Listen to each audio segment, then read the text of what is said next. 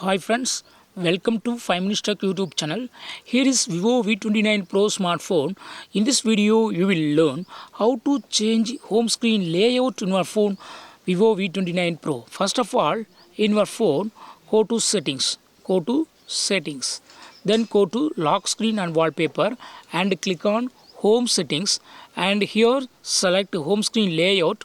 By default home screen layout is set to 5x6. Okay, if you like to choose other option, 4x6 can be used. Okay, see here, 4 is in column and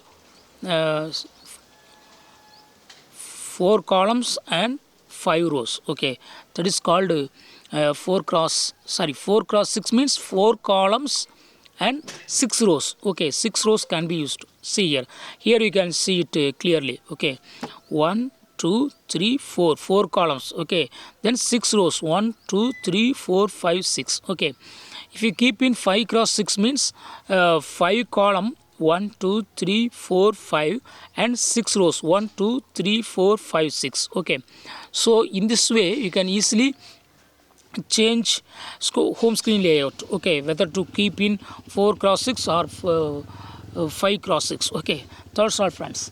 Thanks for watching. Bye.